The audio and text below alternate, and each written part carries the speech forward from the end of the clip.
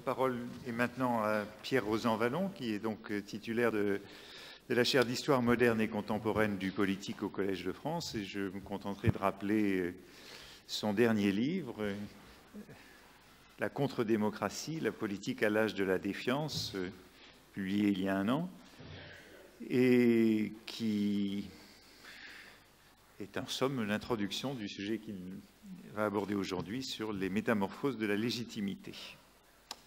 Merci. Je dois d'abord expliquer pourquoi j'ai donné comme titre les métamorphoses de la légitimité et pas de l'autorité.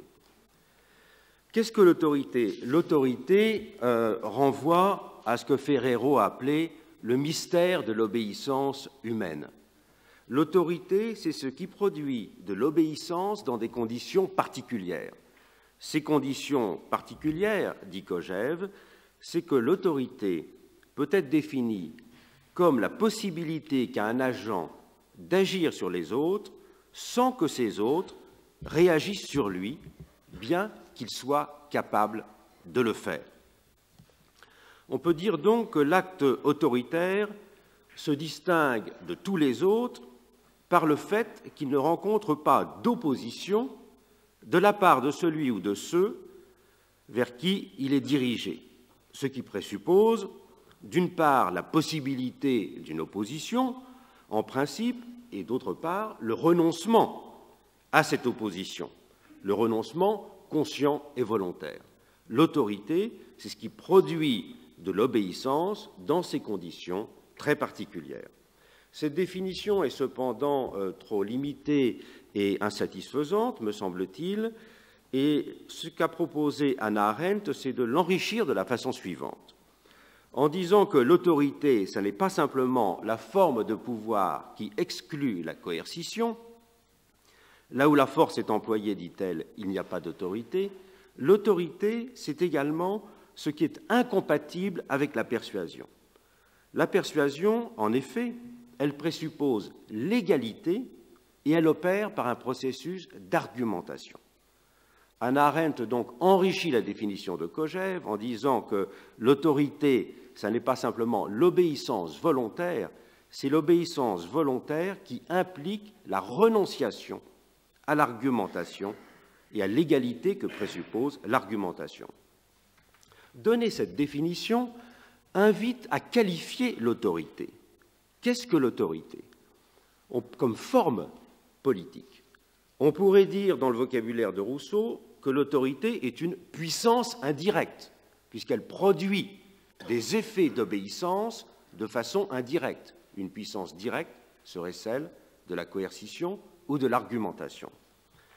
Il me semble que l'on peut donner une définition plus éclairante de la forme politique que représente l'autorité, c'est d'employer le concept qui a été forgé par l'économiste Kenneth Arrow et de définir l'autorité comme une institution invisible.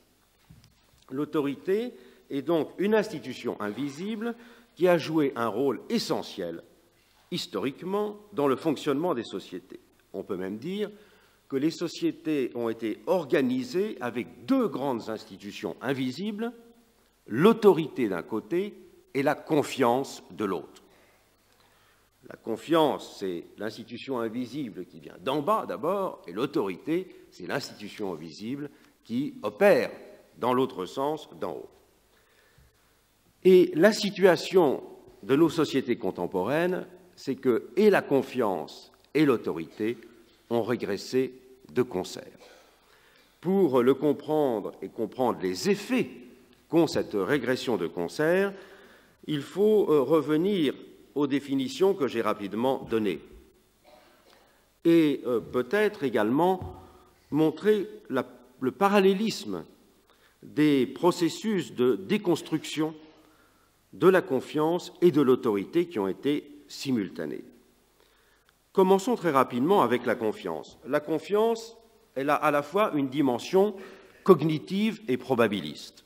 La confiance a d'abord une dimension cognitive, elle a une fonction d'aide à la gestion et à la réduction de la complexité. C'est la définition classique de Luhmann. La confiance, c'est ce qui me permet de me décharger de la complexité d'une question sur un autre. C'est donc un mécanisme de réduction de cette complexité.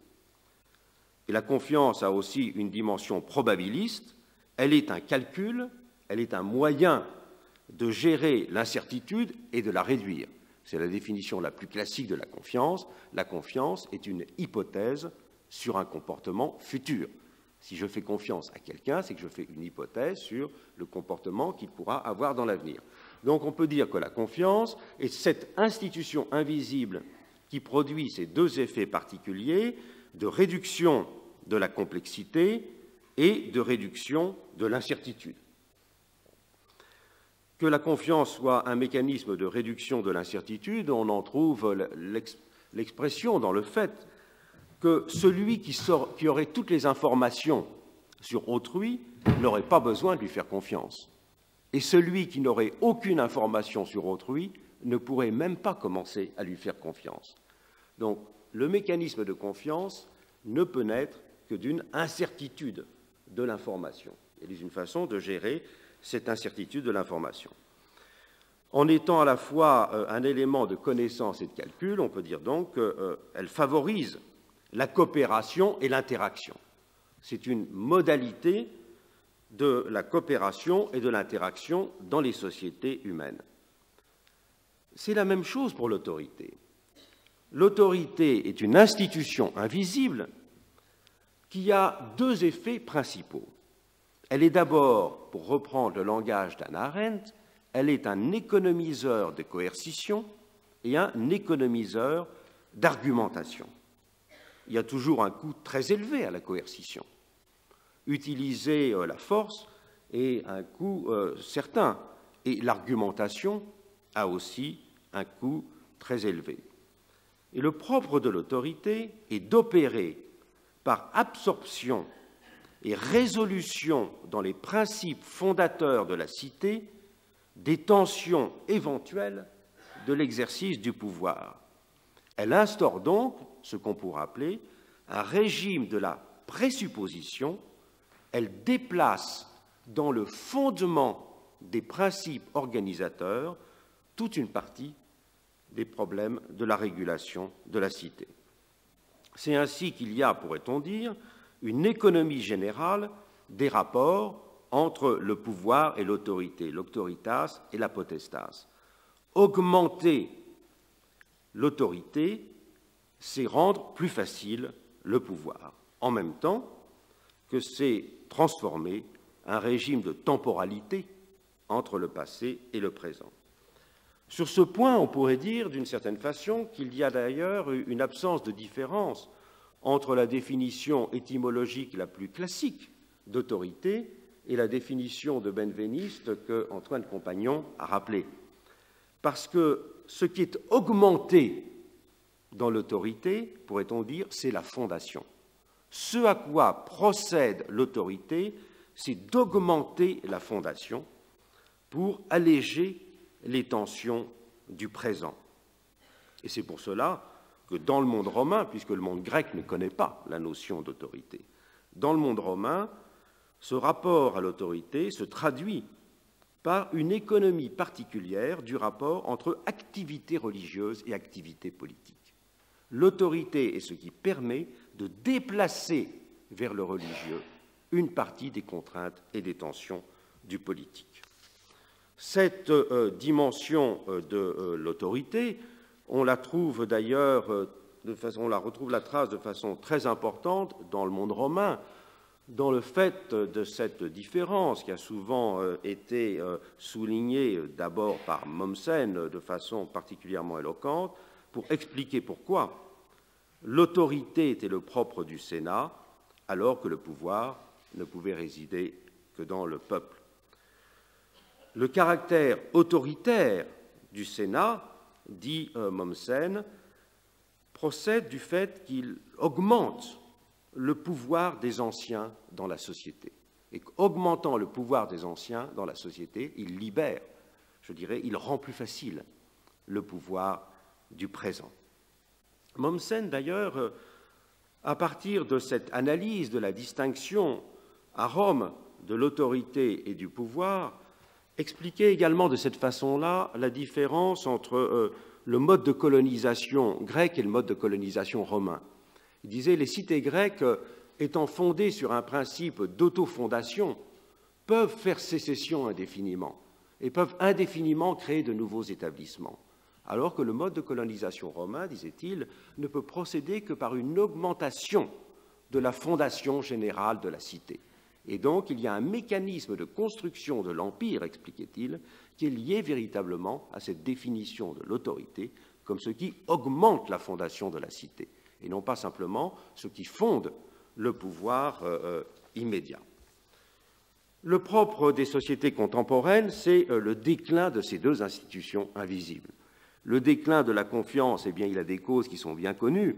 Des causes scientifiques, c'est le fait d'entrer dans une société du risque, dans une société où il y a perte d'évidence du progrès. Elle a des causes économiques, c'est la croissance de l'incertitude, le déclin de la planification. Et elle a des causes sociologiques, c'est ce qu'on a appelé la société plus éclatée, la société d'éloignement, la société individualiste. Plus il y a de distance entre les individus, moins la connaissance qu'ils ont des autres est forte, et plus la connaissance des autres est faible, et bien plus la confiance diminue. Donc la confiance suit, si je puis dire, la désagrégation de l'homogénéité des sociétés. Mais l'autorité est également en déclin. Dans l'ordre politique même, pourrait-on dire, la démocratie se construit contre le principe même de l'autorité, puisque la démocratie, elle présuppose le gouvernement par la discussion, avec le principe d'égalité, et que la démocratie présuppose l'autofondation, et donc l'assimilation de la fondation au pouvoir. Il y a donc, par définition, pourrait-on dire, une impossibilité de parler de l'autorité démocratique. Il n'y a pas d'autorité démocratique possible. Il peut y avoir, dans le monde démocratique, et nous en parlerons pendant ce colloque, des autorités scientifiques, des autorités morales, qui n'ont besoin ni de coercition, ni de persuasion, même si c'est peut-être de moins en moins pour exister, mais il n'y a pas d'autorité démocratique. Tout pouvoir doit se justifier, tout pouvoir doit utiliser la discussion, tout pouvoir repose sur l'égalité, et la démocratie est liée au principe d'autofondation. Donc, lorsque Hannah Arendt disait que l'autorité a disparu du monde moderne, elle dit tout simplement que l'autorité a disparu du monde démocratique, l'autorité politique. Alors, d'autres catégories d'autorité peuvent exister. S'il n'y a plus d'autorité dans les sociétés d'autorité politique, dans les sociétés démocratiques, il y a en revanche une légitimité. La légitimité, elle produit aussi des effets d'obéissance, mais dans des conditions très différentes, parce qu'elle produit des effets d'obéissance en faisant reposer l'autorité sur la société elle-même. Et si l'on peut reprocher à la typologie classique de Max Weber, à laquelle Antoine faisait référence tout à l'heure quelque chose, c'est que Max Weber a confondu totalement les deux notions d'autorité et de légitimité, puisque c'est sous la dénomination de légitimité qu'il a présenté la typologie à laquelle tu as fait référence, mais en mettant cette typologie sous le chapeau général de légitimité, il introduisait en fait dans ses définitions un certain nombre de points qui relèvent de ce qui est de l'autorité et non pas du tout de la légitimité, me semble-t-il. Est légitime en démocratie le pouvoir qui a son origine dans la volonté générale, c'est-à-dire qui est fondé sur l'assentiment social, c'est le pouvoir autofondé. Le pouvoir démocratique légitime, c'est la grande idée de Rousseau, d'une certaine façon, ça n'est qu'obéir à soi-même. Voilà. Voilà le problème et la difficulté, pourrais-je dire, des sociétés démocratiques. Et l'élection apparaît comme l'épreuve de validation de cette autofondation. Mais cette définition, elle n'est qu'apparemment simple. Elle n'est simple que dans sa dimension critique et négative, opposition à la volonté particulière qui serait celle des régimes de l'hétéronomie, des régimes du despotisme. Mais elle est complexe si l'on veut la définir positivement. Si on veut la définir positivement, on se heurte en effet à la fois au problème de la temporalité de la volonté. Est-ce que la volonté s'exprime comme une histoire continue, ou est-ce que la volonté n'est-elle que l'expression d'un moment? Et elle est complexe car elle renvoie à la question fondamentale de l'unanimité sociale. D'ailleurs, nous n'avons plus aujourd'hui la mémoire de ce qu'a été la puissance de l'idée d'unanimité dans la constitution des sociétés démocratiques. L'idée que le pouvoir de l'autofondation devait être le pouvoir de la société unanime était évidemment le principe fondateur, y compris pour les pères fondateurs de la Constitution française comme Sieyès, qui ne voyaient dans la majorité qu'une façon d'exprimer de façon limitée, mais de façon philosophiquement fondée, l'unanimité. C'est dire que ce qu'il y a de clé dans la définition de la démocratie, derrière la référence à la volonté générale, c'est l'insistance d'un pouvoir qui serait fondé sur la généralité. On pourrait dire que derrière la définition de la volonté générale, ce qui importe, c'est la notion de généralité beaucoup plus que celle de volonté. Et on peut donner à ce moment-là la définition suivante de la légitimité démocratique: est légitime le pouvoir identifié à la généralité sociale. Comment définir cette généralité sociale? Cette généralité sociale, elle peut d'abord être définie très simplement comme l'expression unanime. L'expression unanime signifie que l'unanimité, d'ailleurs, n'est pas simplement définie comme une modalité de la prise de parole, mais que l'unanimité est un état social. C'était cela la grande idée de Sieyès, c'est que l'unanimité n'est pas simplement, je dirais, une manifestation d'un universalisme arithmétique. L'unanimité, elle est un état social. C'est un peu ce qu'il y a de fondamental dans toute la théorie de son livre « Qu'est-ce que le tiers-état ?» Mais cette vision de l'unanimité est évidemment souvent mise en défaut, mise en difficulté. Et du même coup, les démocraties ont élargi la définition de la généralité sociale. Elles ont élargi la définition de cette généralité sociale avec deux notions fondamentales.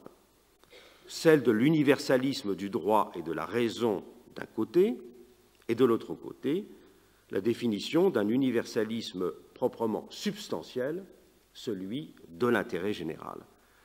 Ces deux définitions d'un universalisme du droit et de la raison et d'un universalisme substantiel de l'intérêt général, c'est ce que, dans la tradition française, on appelait l'idée républicaine.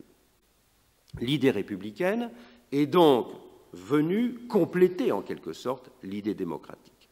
L'idée démocratique fondée sur une vision de l'universalisme arithmétique ou d'un universalisme, en tout cas conçu comme un état proprement social, pour ne pas dire sociologique, a été enrichie par cette double définition de la République. Cette double définition de la République a eu ses traductions, a eu ses institutions, si je puis dire. En termes de généralité substantielle de l'intérêt général, eh bien, dans la théorie républicaine, ce qui a incarné cette dimension, c'est la notion de service public. Le service public est ce qui incarne la généralité substantiellement définie. Et cette notion du service public a été évidemment très tôt associée, dans la doctrine juridique notamment, à celle d'une définition d'un corporatisme de l'universel de la fonction publique. Ce qui pouvait donner forme à cet universalisme substantiel, c'est le fait qu'un groupe de fonctionnaires n'était pas simplement des agents au service de l'État, mais qu'ils étaient en quelque sorte les représentants de cet intérêt général dans la société. Cette vision très hegelienne du fonctionnaire a été au cœur de la définition républicaine du service public en France, dans toute la théorie du droit public, qui, dans sa diversité, mais tout de même dans une certaine unité, s'est sur ce point développé des années 1880, disons, à 1920, pour refaire vite. Quant à l'universalisme définissant la généralité sociale à partir des catégories du droit et plus encore de la raison, eh bien c'est là, d'une autre façon, l'instauration de la République conçue comme un pouvoir objectif, le pouvoir de la compétence, le pouvoir de la raison, et qui à ce moment-là va ne cesser d'opposer en permanence l'épreuve de légitimité qui est celle de l'élection à cette haute épreuve de légitimité qui est le concours ou l'examen. Et le concours et l'examen vont être, entre démocratie et république, je dirais, les deux principes toujours en compétition et toujours conçus justement comme concurrents et dangereusement, même d'un certain point de vue, concurrents. Entre ces différentes définitions de la généralité sociale, entre ces différentes épreuves de légitimité, il y a eu, alors évidemment, entre les différentes sociétés, le rapport entre ces trois définitions de la généralité, entre les différentes épreuves qui ont conduit à les réguler, ont été différentes, même si on pourrait pousser très loin la comparaison entre le cas français et le cas américain. Les Américains ont voulu définir un pouvoir de la rationalité administrative, par exemple, bien avant les Français. C'est une chose méconnue, mais qui est fondamentale. Aujourd'hui, la situation devant laquelle nous nous trouvons, c'est que cet équilibre entre les formes de généralité est en train de subir un certain nombre de difficultés. Pourquoi? Parce que ces définitions de la légitimité étaient des définitions appliquées à la démocratie considérée comme un régime. La démocratie considérée comme un régime, c'est la démocratie définie à partir de ses formes d'institutions, à partir des modalités d'organisation des pouvoirs publics. Mais la démocratie n'est pas simplement un régime, la démocratie est aussi un gouvernement. Et il me semble que dans les sociétés contemporaines, nous voyons un glissement très important des attentes citoyennes du régime démocratique vers le gouvernement démocratique. Or, toute la science constitutionnelle ne s'est intéressée qu'au régime démocratique. Elle ne s'est pas intéressée au gouvernement démocratique. Il y a une formalisation, pourrait-on dire, de la vie politique qui s'est opérée à partir du XVIIe siècle pour faire de la question du régime la question essentielle. Mais si l'on se tourne vers les textes politiques du Moyen Âge notamment, on voit que ce n'est pas la question du régime. Il y a même une assez grande indifférence, pourrait-on dire, aux formes organisées du pouvoir. Par contre, il y a une attention considérable qui est portée aux modalités pratiques du gouvernement. Tous les miroirs des princes parlent des modalités du gouvernement et non pas du tout des régimes, même si régimen, à l'époque, a un sens non pas proche du mot régime aujourd'hui, mais un sens propre du mot gouvernement à cette époque. Donc, s'il est légitime de parler de métamorphose de la légitimité actuellement, c'est parce que nous sommes dans une situation où nous passons d'une légitimité appréhendée, comprise et analysée en rapport à la démocratie considérée comme un régime, à une légitimité comprise et appliquée à la démocratie conçue comme un gouvernement. Si la démocratie est conçue comme un gouvernement, c'est vers donc d'autres attentes et d'autres formes politiques que vont se porter l'attention. Et pourquoi y a-t-il ce déplacement? Tout simplement parce que l'idéalisation du service public s'est effondrée devant la réalité du corporatisme, parce que les beautés du pouvoir objectif se sont effritées ou fissurées devant la morgue énarchique, et parce que la crise de la représentation a rendu plus difficile la vision de cette puissance évidente de la généralité sociale. Les nouvelles figures qui apparaissent, on en trouve la trace dans deux directions, et cela dans toutes les démocraties contemporaines. À la fois pour qualifier les institutions et à la fois pour qualifier les conditions du gouvernement. Pour qualifier les institutions, la qualité, puisque c'est bien de cela qu'il s'agit, essentielle, qui aujourd'hui est considérée comme légitime, c'est celle de l'impartialité. On peut dire de ce point de vue-là que la mutation de la légitimité dont nous sommes les contemporains, et qui ne concerne bien sûr pas seulement la société française, est le passage d'une légitimité conçue comme un statut, une propriété, à une légitimité considérée comme une qualité. Évidemment, le propre du statut, c'est d'être un acquis. Le propre du statut, c'est d'être donné. Le propre de la qualité, c'est qu'elle doit faire ses preuves en permanence. Cette notion d'impartialité, elle est, même en termes juridiques, considérée comme de plus en plus essentielle. Et pour l'espace européen, la Cour européenne des droits de l'homme a joué un rôle très important pour mettre au centre des représentations de la légitimité démocratique cette question de l'impartialité. Et nous pouvons dire de ce point de vue-là que s'il y a une évolution vers l'attention à cette qualité d'impartialité, c'est aussi pour une raison de type sociologique. C'est que nous sommes dans des sociétés qui sont moins définies par leur généralité que par leur spécificité. Nous sommes dans des sociétés, pour le dire de façon outrageusement simplificatrice, qui sont davantage des sociétés de l'individu que des sociétés du groupe, qui sont des sociétés dans lesquelles la régulation collective joue un moins grand rôle et l'attention à la non-discrimination des individus joue un rôle croissant. Donc, il y a dans ce basculement de légitimité aussi, si je puis dire, la conséquence d'une transformation de la nature même de nos sociétés, qui ont besoin d'arbitrer entre des risques de discrimination, entre des problèmes d'égalité d'accès, et non pas simplement une régulation de type collective. Donc, si la première dimension de cette figure de la légitimité comme qualité, la légitimité appliquée à la question du gouvernement démocratique et non plus simplement appliquée à la question du régime, et celle de l'impartialité, il y a une autre dimension, elle appliquée au gouvernement.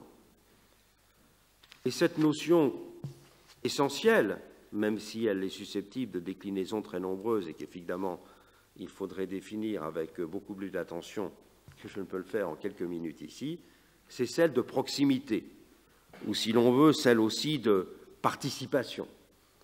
Mais tout en notant que cette notion de proximité ou de participation a, en une vingtaine d'années, complètement changé de définition.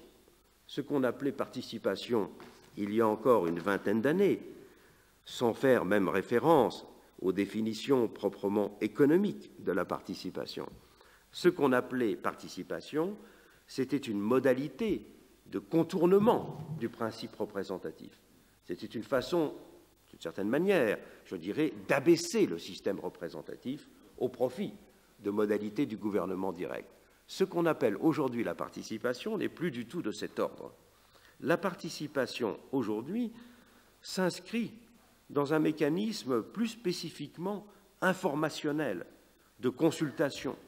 En témoigne d'ailleurs le fait que les idées participatives, dans les années 1970, étaient portées par des revendications sociales, alors que les idées participatives, aujourd'hui, sont portées par les pouvoirs en place qui cherchent à les développer. Ce sont aujourd'hui les municipalités ou les pouvoirs locaux qui sont les champions de la participation et qui, en quelque sorte, assignent les citoyens à la participation et non plus des citoyens protestataires qui rêvent d'une société dans laquelle la participation réduirait la distance représentative. Ce qui est important à travers ce développement d'une nouvelle compréhension de la participation, c'est qu'effectivement, les mécanismes de légitimité de l'action gouvernementale apparaissent différents. L'action gouvernementale n'est plus simplement jugée du point de vue de la légitimité de l'origine, on pourrait dire du mode d'établissement de celui qui a été élu, mais de son comportement. D'où le fait que ces notions de consultation, ou même tout simplement ces notions, on pourrait dire la notion de présence, a remplacé celle de représentation. La politique de la présence s'est substituée à la politique de représentation dans le monde contemporain, comme on le voit en tout cas dans la société française avec éclat depuis quelques années, et comme on l'a vu de façon non plus éclatante mais spectaculaire depuis quelques mois. Mais il me semble que cela indique un changement absolument majeur dans le rapport que les sociétés entretiennent à l'idée démocratique. L'idée démocratique a été longtemps investie du souci et du souhait de modifier le régime politique. Aujourd'hui, la démocratie est essentiellement orientée vers une redéfinition des conditions de l'exercice du pouvoir. Et donc peuvent aller de pair dans nos sociétés une démocratie désenchantée au niveau des régimes. On critique la représentation, on la suspecte, mais au fond, on ne rêve plus d'en modifier radicalement les conditions. Mais de l'autre côté, il y a cette démocratie désenchantée au regard de la définition de ce qu'est le régime représentatif, par exemple, non seulement subsiste, mais se développe avec beaucoup d'insistance une vision active et exigeante de la citoyenneté, mais qui s'applique, elle, non plus à la réforme du régime, mais à la transformation, à la surveillance des conditions du gouvernement. Il y a donc bien loin d'avoir simplement, je dirais, une réflexion nécessaire sur les conditions de l'autorité ou sur les conditions classiques de la légitimité démocratique. Il faut voir que, me semble-t-il, que nous sommes en train, et nous avons déjà fortement commencé, sans en avoir pleinement pris conscience, à vivre une mutation absolument fondamentale dans les définitions implicites que les sociétés démocratiques donnent d'elles-mêmes. Je vous remercie.